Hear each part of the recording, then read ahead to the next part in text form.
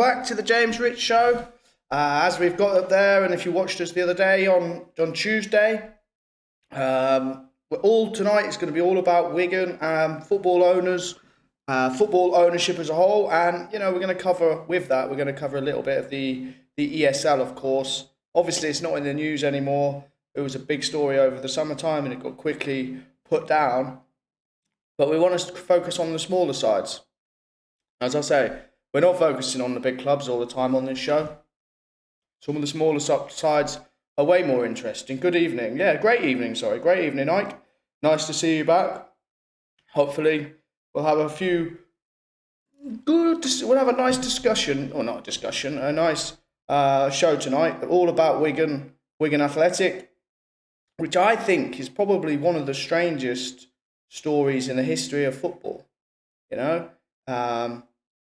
What went on. What we're going to do is this is a guy on YouTube. I'll give the credit and watch it on YouTube and comment. He's made a brilliant video. It's only about 5 minutes long, and we're going to watch that together. Good evening, Kemi Tyber. Nice to see you back. I mean, you'll probably be interested in tonight's show. It's about not dodgy owners per se, but how the premise really of how an owner, one person, can change, control everything for a club. Sometimes that one person, such as Abramovich, can take the club onto the next level, but most of the time that one person is dragging the club down. Normally, and they're being very greedy. These owners, they're just getting all the money out of the club, and then they're running away. But this Wigan story is a very strange one. It's one of the strangest stories you'll ever hear about in football, and I don't think they'll ever get to the bottom of it. Evening, Fred. Glad to see you back. I'm sure you must be happy to see Lionel Messi in training. Apparently, might be playing his first game this week. I'm sure Fred will be there cheering him on because he's not at Barca anymore. So let's crack on then, guys. I've got this video that we're going to watch. 1 second. So here we go. Just hit a button, Morty. Give me a beat. It's okay. All right. Here we go. That's just his intro. It's all about Wigan. How Wigan were relegated by their invisible owner. Is this the biggest scandal in football? So after this video, if you want to find out more about this situation, I'll leave some links in the description to some other videos going into more depth about this situation. Also remember to subscribe to the channel, click the bell and check out some of my other videos in the description below after this one. So before the seeds to this scandal were planted, Wigan had been owned by local man Dave Whelan since February 1995, who in a fairy tale like storyline took them up 4 divisions to the Premier League and even won an FA Cup in 2013. Just 19 months ago in November 2018, Whelan sold Wigan to the International Entertainment Corporation, a company registered in the Cayman Islands who owned hotels and casinos in Manila, the Philippines, and were listed on the Hong Kong Stock Exchange, with the reported fee to take over the club being around £15.9 million. The face of IEC was Dr. Stanley Cho, a professional poker player.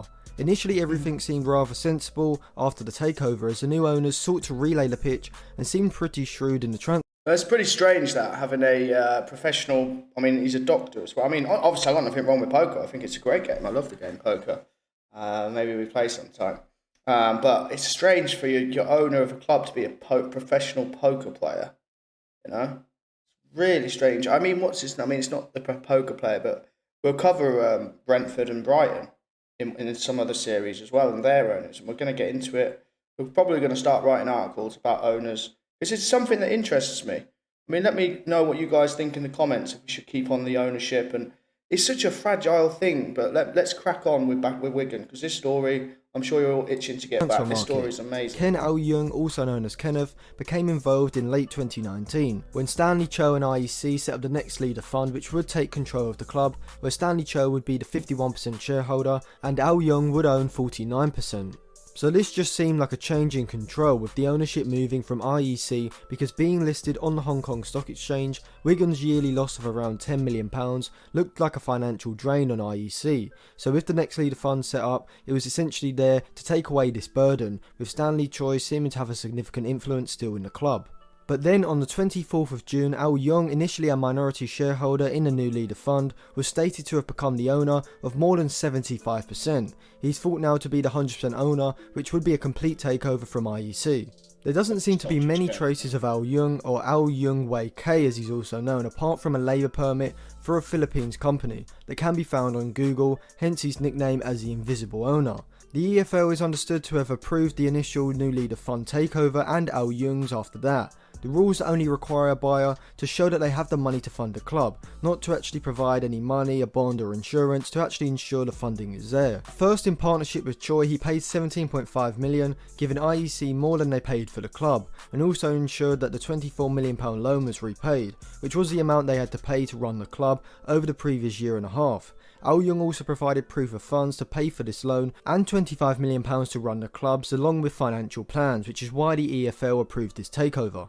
However, there was something concerning about this agreement. The £24 million loan that was set to be paid back to IEC had to be paid back within a year and had a massive interest rate, rising from around 8% up to 20%, which does seem astronomical for a championship club to repay, with the interest payments alone being around £200,000 a month. But then on the day Al Young took ownership after the £41 million purchase, he decided not to fund it at all and put the club into administration, so losing control, the £17.5 million and probably the £24 million too. This seems extraordinary and utterly bewildering, as whilst Wigan do actually make an annual loss of £10 to £15 million per season, this isn't a massive amount for a championship club, and they do not have massive debt either, so they would be considered a healthy championship club. The Wigan directors projected that £6 million was needed for future funding, which isn't for any third party lenders, just the overall running of the club, which further highlights how unusual this situation is. Going into administration was crippling for Wigan, as despite having an excellent run of form towards the end of the season and initially looking like they would finish mid-table, around 10 points away from relegation, they were hit with a mandatory administration 12-point deduction, dragging them into the relegation zone, meaning that they will, as it stands, be playing in League One next season. From a cynical position, you'd say that if Al Young really wanted to drain the club of money, administration seems like the last thing he would do, as Wigan own both their training ground and their stadium and have around £30 million worth of players who could have been sold. So to make this an analogy, Al Young has decided to crash his new sports car on purpose on the day of buying it. But why would he act so irrationally? Well, there have been a number of theories, with Al Young Wei K himself seemingly claiming this was because of the impact of the coronavirus. However, the EFL were quick to dismiss that. There have been whispers that this is all down to some sort of gambling fix, with the chairman of the EFL, Rick Parry, actually being caught on camera alluding to that very scenario. It seems like the only plausible theory that Al Young Wei K had a vested interest in seeing Wigan go down, and due to him spending £40 million to actually take over Wigan, it seems like he must have had a large financial interest in Wigan getting relegated. Wigan have appealed their points deduction, so the end of the story seems unclear. But what is clear is, even with limited knowledge of the full story, this is potentially one of the biggest scandals in football history. So thank you for watching. If you enjoyed that video, give it a like, subscribe. Alright, cheers. As I say, that was a really good video that he's done there in 5 minutes, explaining everything about Wigan. But I'm obviously the most interesting bit of all of that was the end bit, where, because people can't seem to understand why he spent 45 million, and then this is mental. Yeah, exactly, it is 100% legit. No, I don't think so. I think you're being sarcastic there. But it's such a crazy story, and it's finished now. Wigan they're still in League One, but they did get relegated from this, like, because of the administration that put them minus 12 points. It was that they were fine until the minus 12 points, and they had to go into League One. So they did go down. Like, we've never seen this. It's unprecedented, and it doesn't really get spoken about. Just to let you know anyway about Wigan today were bought out in like March time this year by some Bahraini investment company or something like that. And now they're okay again. You know, they're okay. They should be in good hands and maybe get back to the Championship and maybe even the Premier League. But the story, I'm surprised there's not been an investigation or anything into it, because like what he said there, that the EFL chairman was filmed saying it might have something to do with a bet in Asia. And if you just think about it logically, like, I'm not saying this happened because obviously I have no proof, but how do you rationally, reasonably determine what's happened here? Who buys a club for 45 million?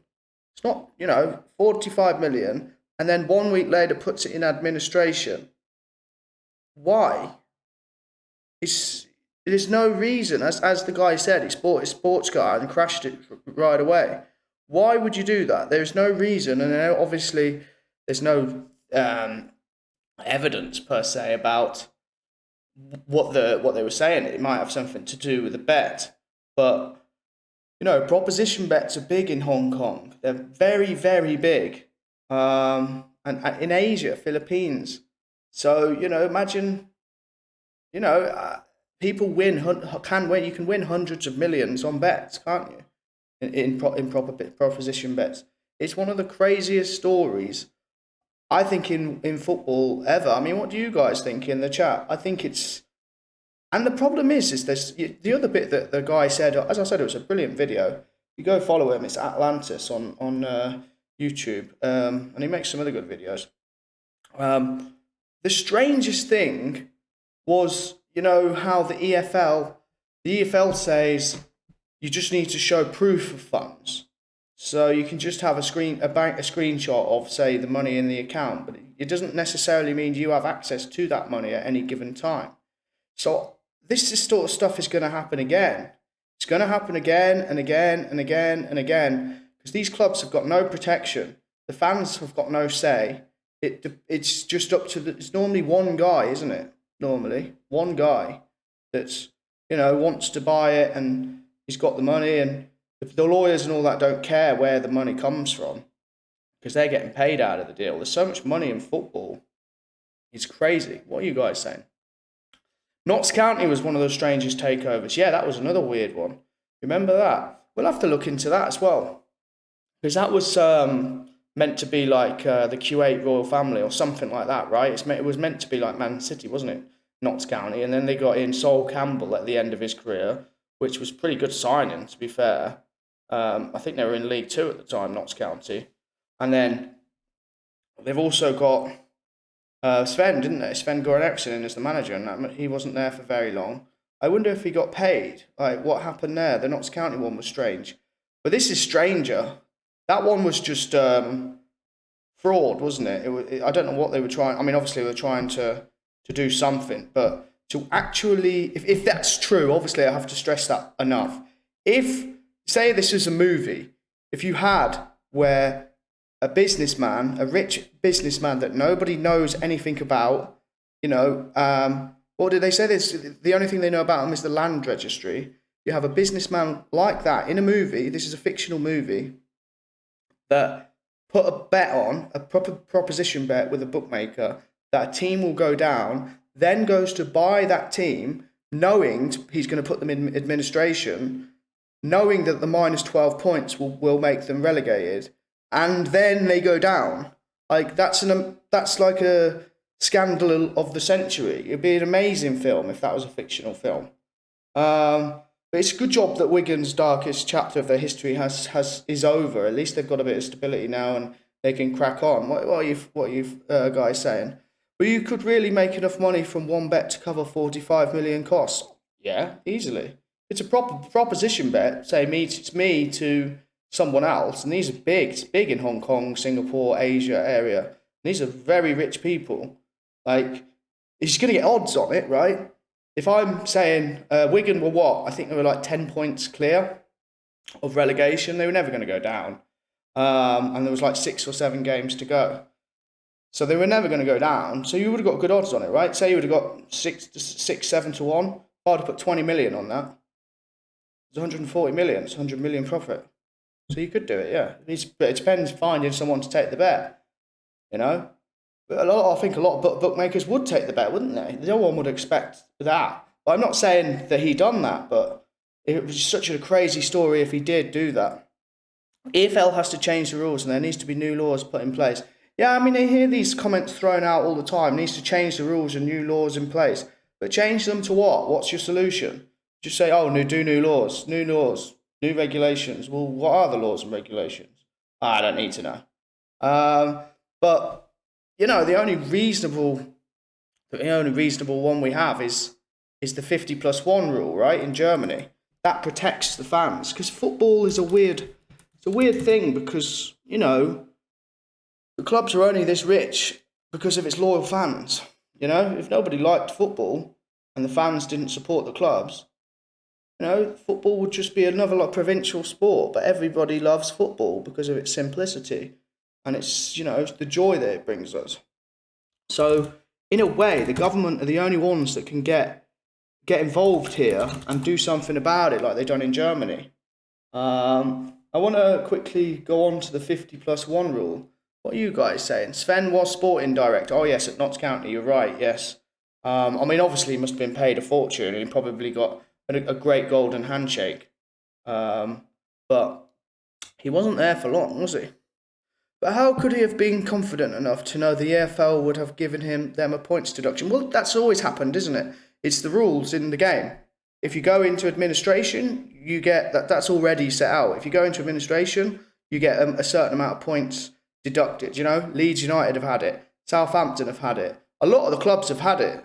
When they go in, Bolton have had it. So if they know, like, if you know this information before, it's in the rules of the EFL.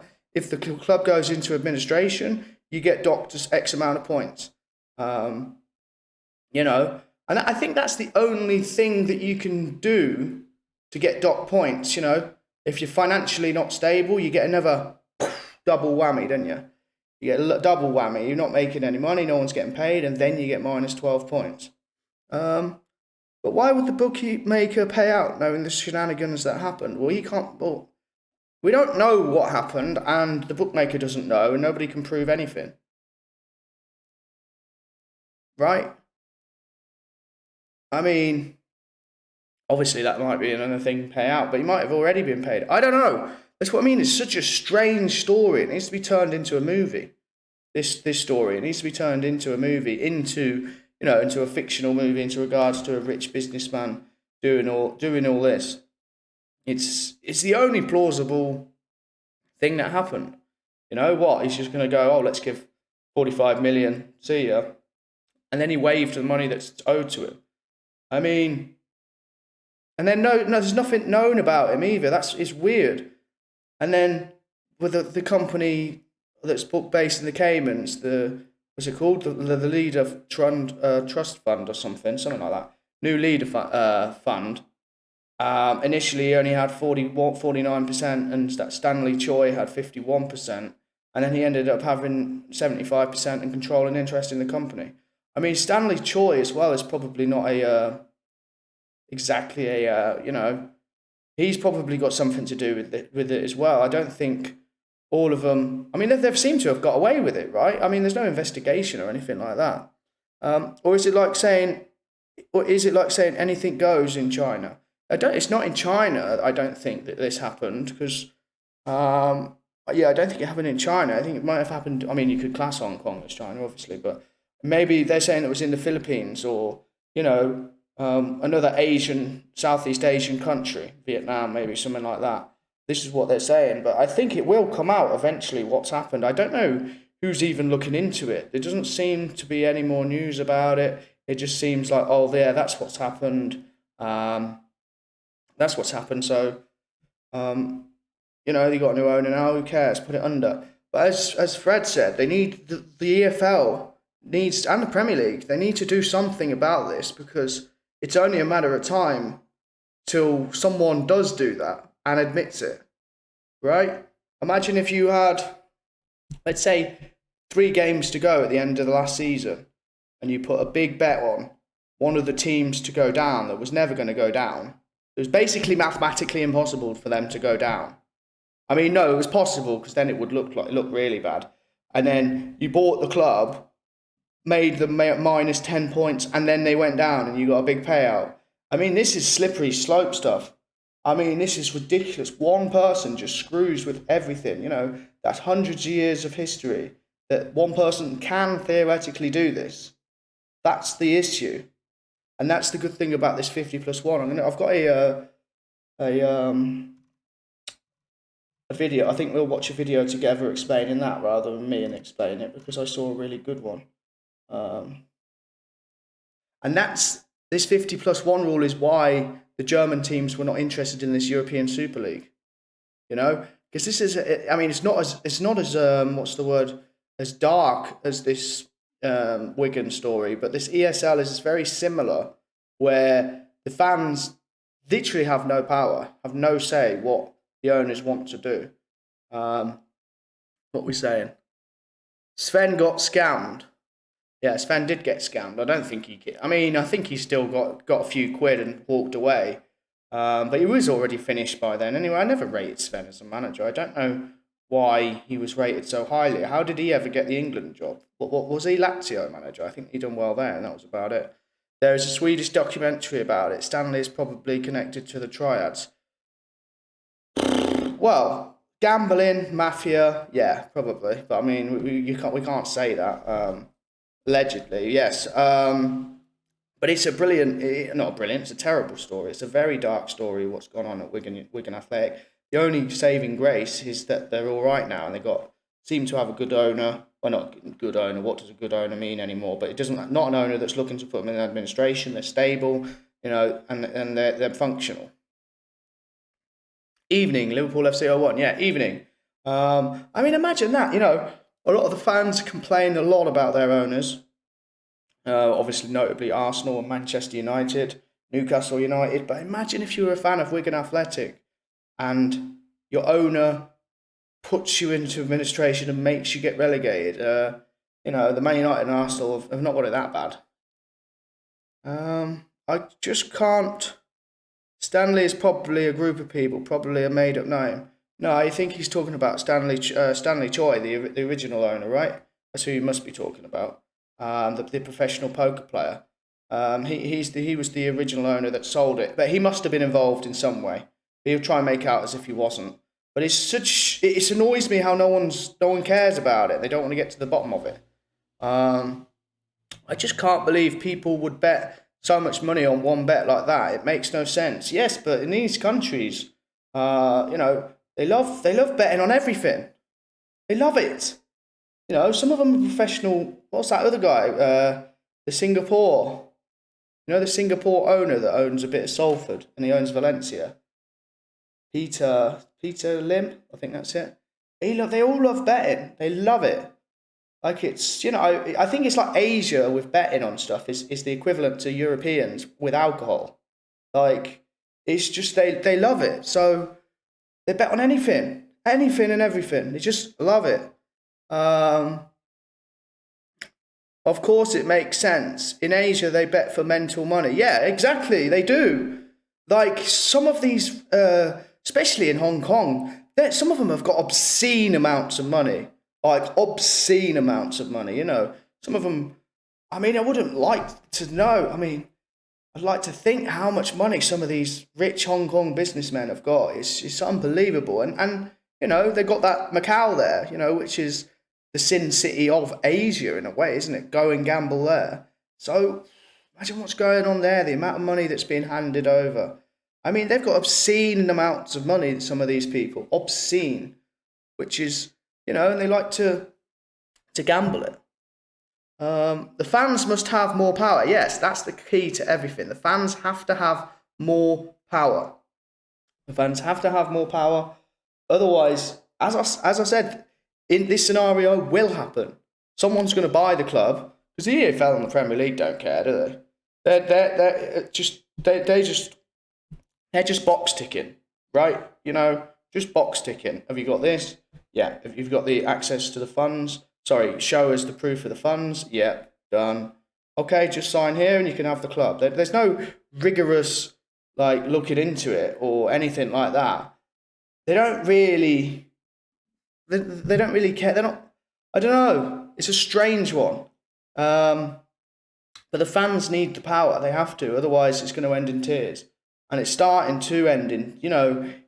These owners are not stupid. They're just like politicians. These owners. They don't just.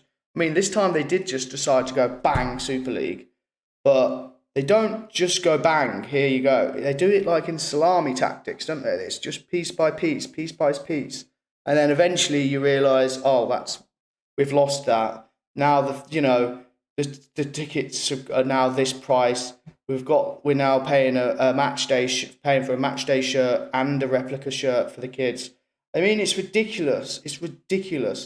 So it's ESL and the 50+1 and the Wigan story. I mean, I think Arsenal fans are going to be protesting their owners on Saturday. So ownership in football, I think, is really important at the moment. It's really, really important because one person has got way too much power. And I was going to put on a video, actually, if I can find it, of what with this 50+1 rule, how a club called Hanover 96 were able to oust the guy who's still bankrolling the club. But he's got all the money, but he has not got the power. The fans have got the power, and that's what's important. The fans must have the power, because without the fans, it's a waste of time.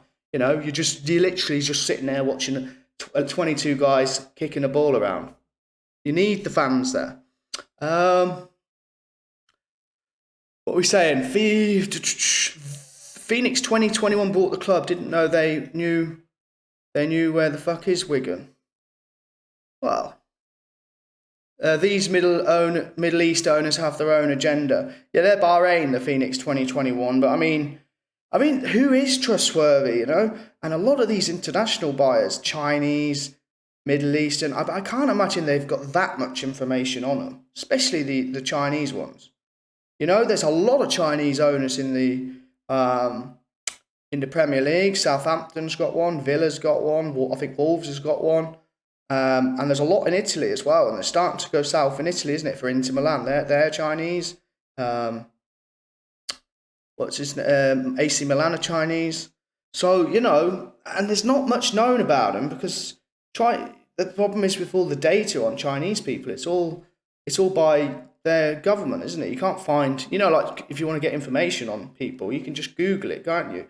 But with Chinese people, it's not as easy as that.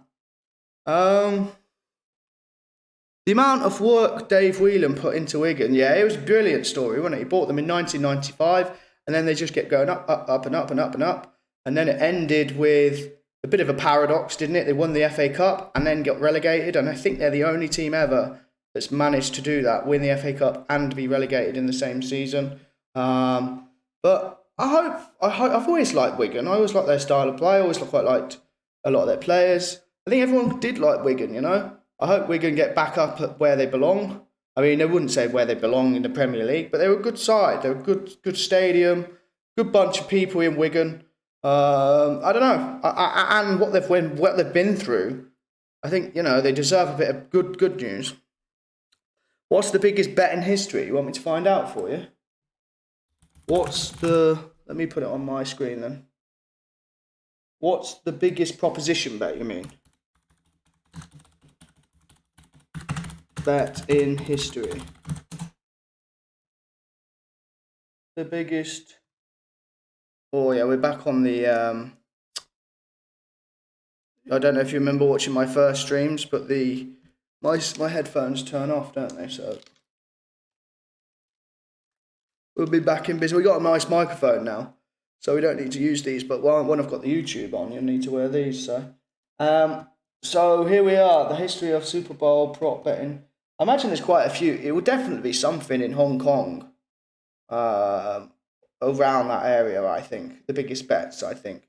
But let's just check. It's a hard one because the other thing as well is the person who's making the bet and the person who's taking the bet probably aren't going to tell anybody else unless there's a problem with payout or something, which I'm probably sure there isn't. Whoever paid up the bet on this bet, for example, is probably got another 10 clients who's say for example, this client did what's his name? The guy, the Wigan guy. If he did bet on them, I'm not saying he did, but allegedly he may have done, to get relegated. I imagine the person taking that bet has taken bets off people like this and other people for obscene amounts of money all the time. So he could probably afford to pay, just like a bookmaker can afford to pay a big payout from time to time. Obviously, if it's too big, it will do him in. But he can probably afford to pay because he's probably lost a lot of money on betting. But when you strike it big, you make a lot of money. I mean, we wouldn't know how much it would be, but this is the problem with checking the bets. I mean, the biggest winning bet ever must be some of the best. Obviously, it must be Leicester City to win the league. I can't think. I remember reading a tweet the other day. If you had a triple on Leicester City to win the league. This was in 2016. Leicester City to win the league. Brexit to happen, because it was 2016. And Donald Trump to be the president. A £5 bet would return you £12 million. That's all right, isn't it? Just give me a time machine, I'll put a tenner on it, and I'll have it for 24 million. But they wouldn't pay up though, would they, the bookies? Because I think they probably would for the exposure. But that's crazy. I think it's obviously the Leicester one is why it's such an obscene amount of money, because it was thousands to one, wasn't it? But I think you could have got Trump really high as well. I think Brexit was like the highest, was maybe 10. What are we saying? Biggest bet in history. I mean, officially or unofficially, exactly, Fred. Unofficially, what's rumoured to be the biggest bet? We'll have a look at that in a minute, because we've got a few comments coming through here. Ownership in football is getting out of hand. Yes, exactly. That's why we're doing tonight's show. Well, we need to find solutions. That's the problem. We need to find a solution. And the only people that have... the only country that seems to be doing anything about it is Germany, right? They're the only ones that have any... anything that can stop one man or a group of people just absolutely coming in and destroying teams. But one moment.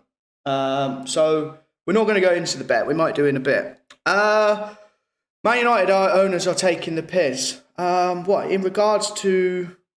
I don't know, I think the Man United owners will get a bad rep. They've always backed the manager. Always backed the manager. I mean, obviously they're not great. But it's not like Man United didn't get money, and they've been loyal to Solskjaer. They gave, they've always given them it's not like at Chelsea or, where they sack the managers every year. Obviously they got rid of Moyes, and then they gave Mourinho and Van Gaal, enough time. Ollie's had enough time. They've all had money. I mean, what more do you want, really, out of an owner? Obviously, they don't care. Yeah, obviously. But I would say, Liverpool's owners aren't very good. But they just, I don't know why you would like them if you're a Liverpool fan. But they just happens to be, in the right place at the right time with the right manager. And they won the league. But most of the owners are not good, are they? They're very... very selfish people, a lot of these. Impossible to know, but probably around the 100 million or more. We're talking about the bet. Yeah, it's probably... I bet it'll be billions. What am I on? I bet you Bezos and Musk at the moment are betting each other billions who's going to get further in space. Because you could theoretically do that, right? Them two could have $1 billion bet on, who could get there faster or something like that. Of course they could. Why can't you have a bet between yourselves? If you've got the money and I think one thing and someone else thinks something different, why can't we bet for $1 billion? And I bet you they're doing this in China all the time. I guarantee that they're doing this in China and in Asia all the time, proposition bets, because the thing is with bets and in Asian culture, it ties in not very nicely with the Asian culture of face, doesn't it? If you think about it truly, if you say something, if I'm going to predict something like I did on my show the other week, it doesn't really matter. It's everyone's got their own little opinion. But if you actually put money on it, you've actually got skin in the game. So that might have something to do with the culture in Asia as well with betting.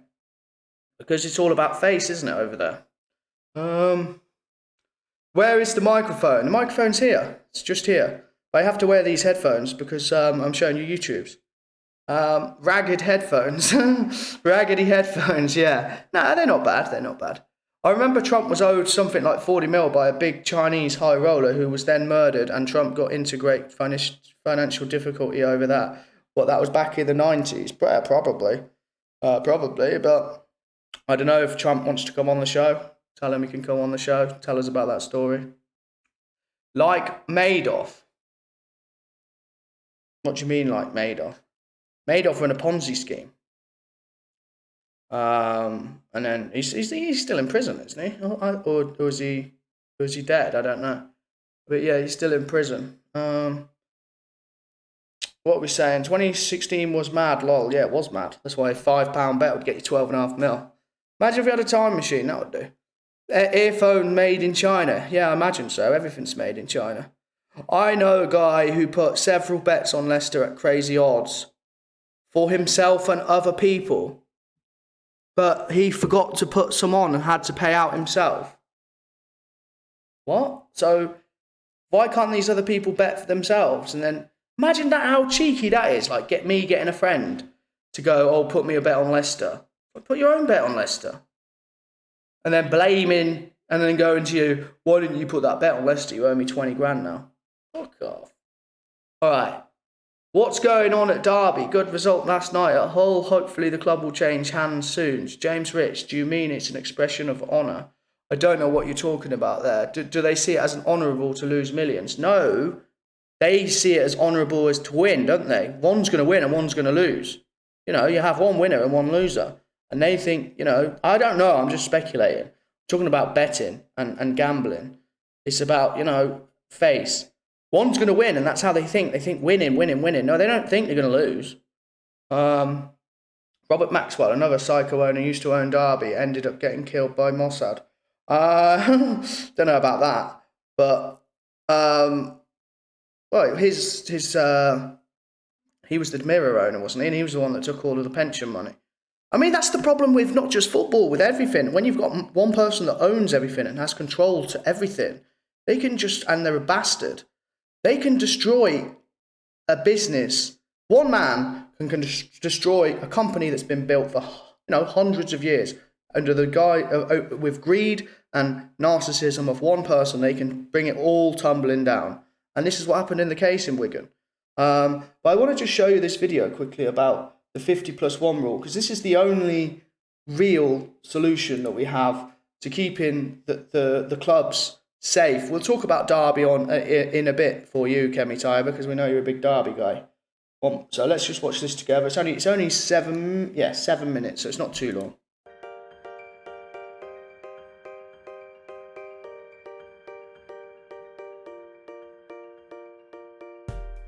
Germany's 50+1 rule tends to be brought up whenever the lines of football, power, politics and greed begin to blur. An example of this is the thwarted attempt by 12 clubs to start an exclusive European Super League. 6 teams from the Premier League joined the most powerful members of La Liga and Serie A to try and create a closed competition which would line their pockets at the expense of tradition, fairness and sporting integrity. German clubs were not involved. There were a number of reasons for this, including the 50+1 rule. It is an integral part of the German game and affects everything from ticket prices and safe standing to club presidential elections. But how does it work? And could it be implemented in the Premier League? Let's start with the basics.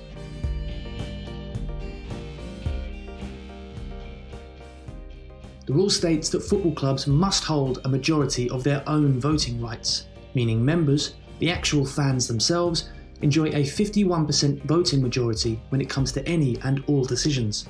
Commercial investors can make suggestions, but unless fans get behind these, nothing can happen.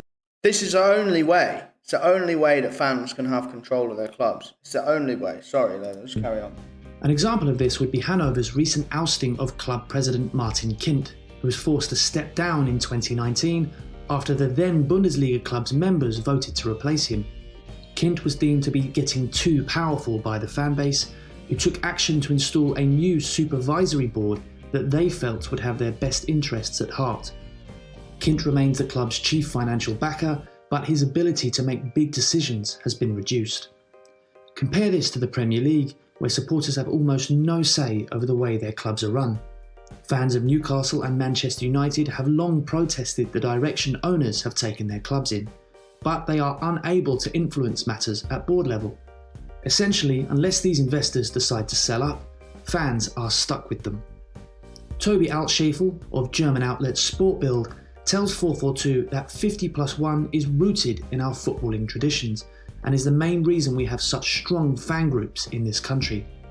Football in Germany lives and dies on the opinion of fans, he says. In short, the 50+1 rule is the reason ticket prices remain low, stadiums stay full, flags, banners and choreos are permitted inside grounds, alcohol is sold on the terraces, and the traditions of clubs are upheld and respected by those at the top. What are they? There are some even within German football who oppose 50+1. The main reason for this is that it deters new investors to a league which has become uncompetitive and struggled to attract overseas fans. Why should billionaire owners sink their cash into Bundesliga clubs if they don't even get to make the rules? Meanwhile, how is any team expected to loosen Bayern's grip on the Bundesliga title if teams can't compete with them financially? Bayern are an unstoppable force as things stand, but not even they could compete with a club bankrolled by a Middle Eastern state. If, say, Freiburg were taken over by Sheikh Mansour tomorrow, Bayern would feel far less certain of a 10th straight Bundesliga title next season. People argue the influx of cash would be good for competition, and in turn give the league greater exposure. After all, nobody wants to watch a one-horse race. The Premier League is a far better bet for new investors. It's highly competitive, with 5 different clubs crowned champions over the past decade. Meanwhile, Roman Abramovich, Chelsea's billionaire Russian owner, has the power to do as he pleases with the club he bought for £140 million in 2003. But this is the problem that they're saying here. Obviously, they're saying they need investors or whatever, and they want to do good things. But what happens if your investor comes in and wants to do bad things, like what might have happened at Wigan? You know, this is the problem. And they're like, oh, you need the investors, just one guy to come in and can put all the money in. It's like, yeah, but football's steeped in tradition. It's part of British English culture, like it is with German culture. It's part of, you know, brings families together. It's not up to the whim of someone like him, Roman Abramovich, just comes in and then everyone loves him. I don't know why everyone loves him. What, just because he's got loads of money? He could change the crest and appoint himself manager if he wanted. Exactly. From the fan side, that would be awful, but ask investors which option they'd choose. Everything's about investors. While adhering to 50+1 is compulsory for any team competing in DFL competitions, some have found ways to circumvent it. Bundesliga clubs including Wolfsburg, Bayer Leverkusen and Hoffenheim have drawn ire from opposition fans for being majority owned by commercial investors. The owners of these clubs were granted the lion's share of control after proving their financial responsibility over a 20-year period, the minimum timeframe required to do so. Even still, flouting the sacred 50+1 rule is considered a serious breach of trust by many German football fans, and these clubs are deemed to have crossed a line. The biggest offender, however, is RB Leipzig. Known as SSV Markranstadt as recently as 2009, the former 4th tier side is now operating under a different name, in different colours, in a new stadium, all while playing in the Champions League. Technically speaking, Leipzig do follow the rules, but the way they go about things is questionable. While other Bundesliga clubs have memberships made up of thousands of fans, hundreds of thousands in some cases, Leipzig have around 20 members, all of whom work for the energy drinks brand. RB Leipzig are labelled a plastic club, a marketing tool for Red Bull, explains Altscheffel. They are not tuned in to the football culture in this country, he says. Supporters have started calling for the implementation of a 50+1 rule in English football, particularly in the wake of the European Super League debacle. English fans feel increasingly out of touch with the clubs they support, with the ESL saga proof that some owners are more interested in cash than legacy. Soaring ticket prices are also a problem. The most expensive season ticket in the Bundesliga costs £202, charged by Paderborn. That's more than £100 cheaper than the cheapest in the Premier League, at West Ham United, and around £2,000 cheaper than the priciest, at Tottenham Hotspur.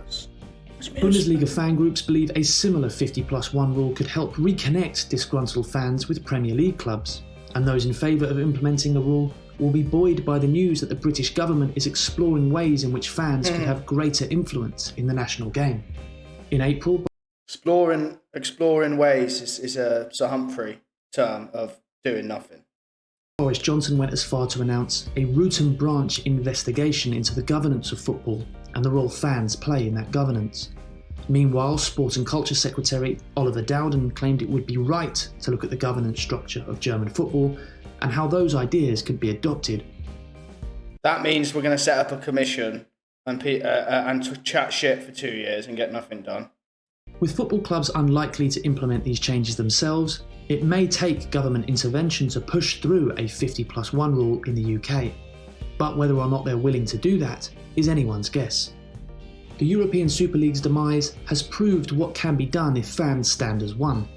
English football remains a very long way from the German model, but recent events may prove to be the first en route to something our Bundesliga counterparts value above all: the right to have their say.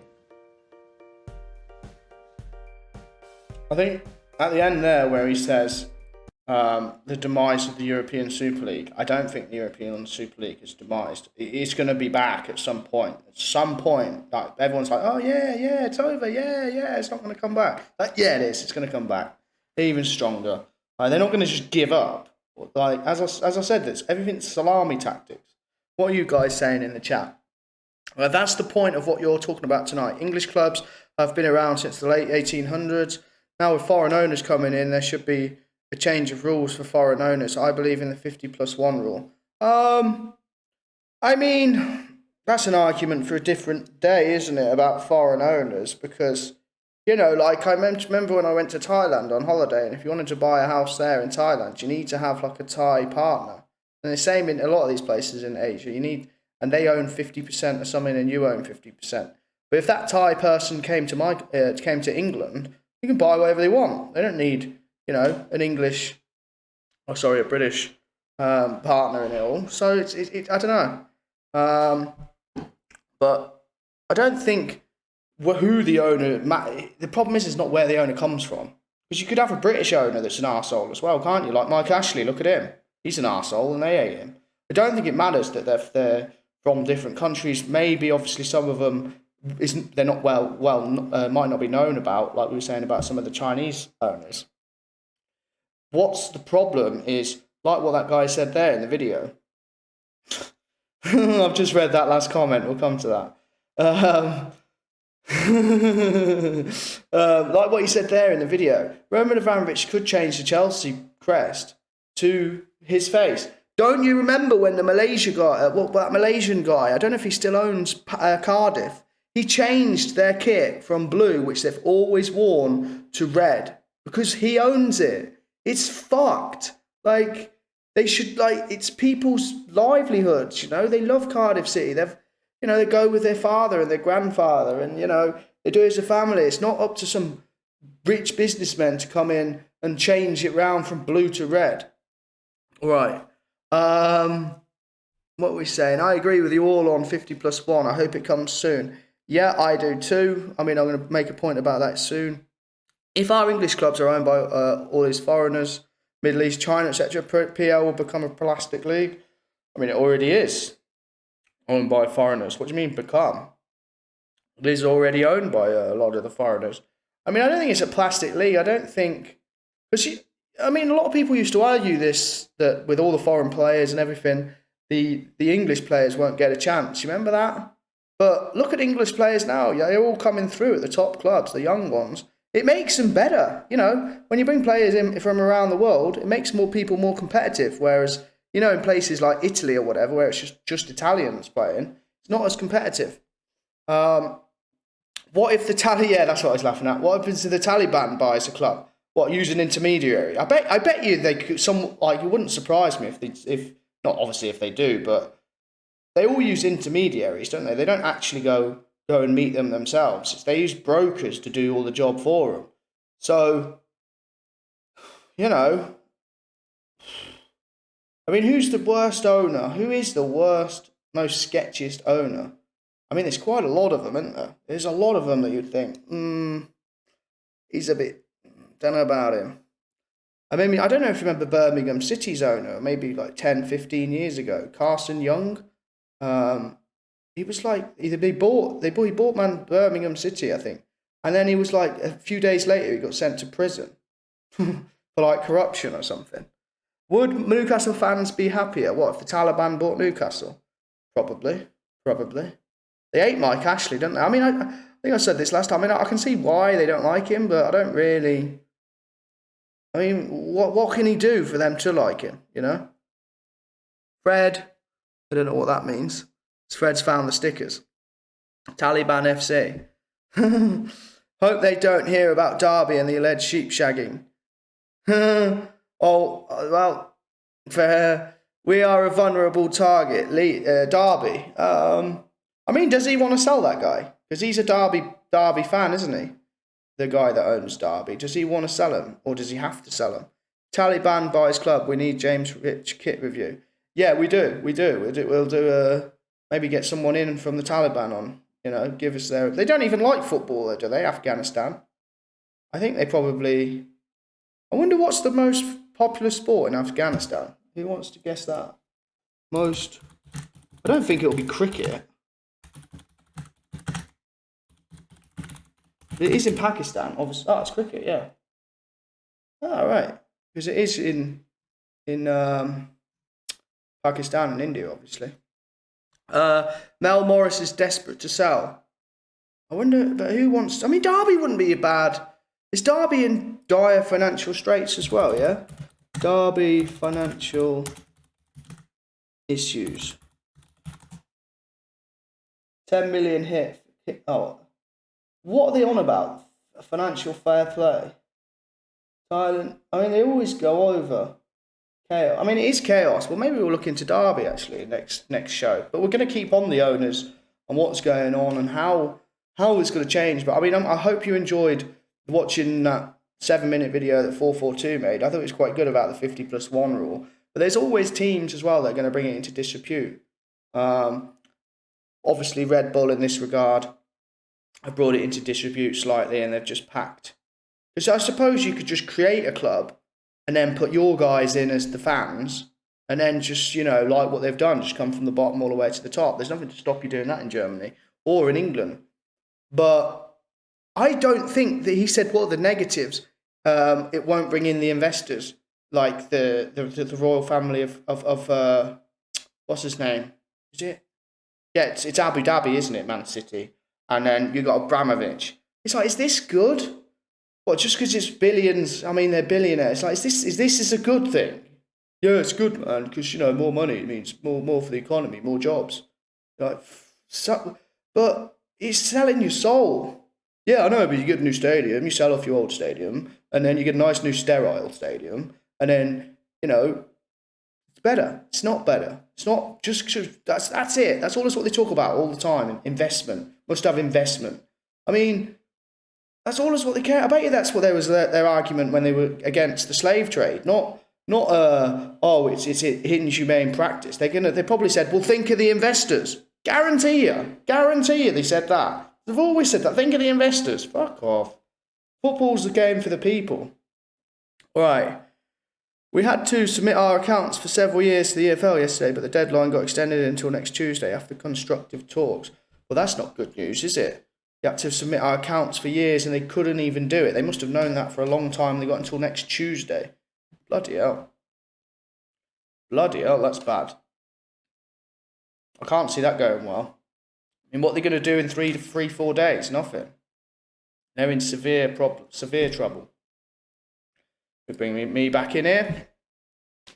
Yes, your video of 50. It was not my video. It was 442's. Was good, yeah, but it was a good understanding. But the only argument they made there against the 50+1 is investment. Now, I've just given you my opinion on investment. Bullshit. Next point, quickly, is there's only one way that this can happen, and that is through government intervention. As he said there, all these owners of the clubs, none of the owners are going to go, oh yeah, by the way, let's give all of our control to the fans. No one's going to do that, ever. So the only people that could, the only, you know, authority that could say, listen, this is what's happening, is the UK government. They're the only ones that can do it. And if you think about it, it would be politically, if for the Prime Minister, it would be politically very popular. And that's how they think. They don't care about football. You know, when they all come, they don't care. But it would be politically very popular. And if you were known for saving football for fans, you know, it's a vote winner. You know, it's definitely a vote winner for sure. So, what are we saying?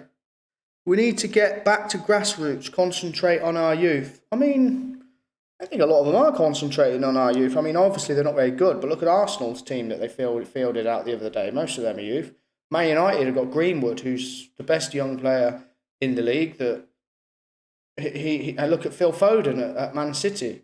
Look at Alexander Arnold at Liverpool. I think we're going through a good stage at the moment of our youth players. Mason Mount, Trevor Chalobah. There's quite a lot of youth in the English youth at the moment. We're talking about the England team, I imagine. There's a lot. There's a lot of youth players coming through. They must have been doing something the last 10 years. And a lot of these players now are very technical players, you know, these English players. Before, they were always, you know, that English style of play, you know, really like up for it, quick, strong, aggressive. Whereas, you know, you've got technical, savvy players now like Foden and Greenwood. They've all got brilliant touches. They've all got great vision. They're all like, you would think they would be like Spanish style players. So, like, I think England's youth is not a problem at the minute. I think it's doing really well. Jadon Sancho, another young one. Could end up with points deduction and Taliban takeover, mate. Pray for the Rams. I mean, we shouldn't laugh, really, but it would be... Imagine if the Taliban just had a press conference and they were just like, yeah, we're going to buy Derby. Or they were trying to buy a football club. Because Abu Dhabi must... I'm not comparing Abu Dhabi and you know, the Sheikh and all that to the Taliban. Of course I'm not. But they both have very similar religious views.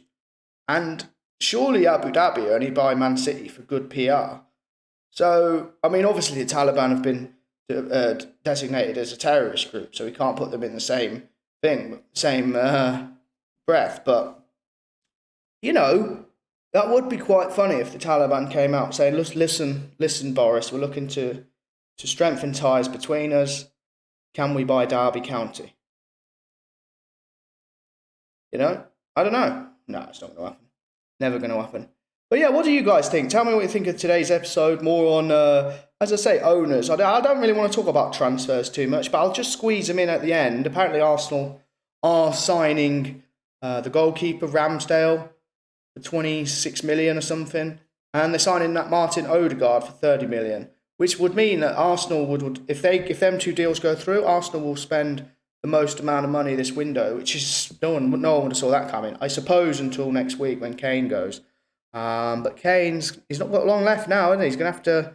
I mean, I don't know what's going on. They're probably... As I said, that's going to go to deadline day and it's going to be a charade because Man City make out as if they haven't got any money, don't they? Pep Guardiola chats so much shit. If that happened, I would love to see Rooney's reaction to the influx of money. What money? Taliban buying Derby. Can't imagine... Oh yeah, I suppose the Taliban... I don't know. How the Taliban will get its money from foreign funding, won't it? People used to say it used to get its money from heroin, but they used to chop all the poppy seeds down.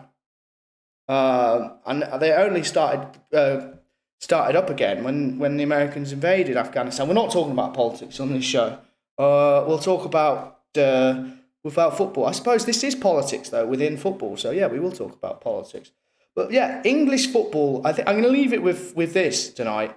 English football is very vulnerable at any given time. You know, it might be all right for you and your team now, but your team is at the whim of one person. At any given point, one person wakes up.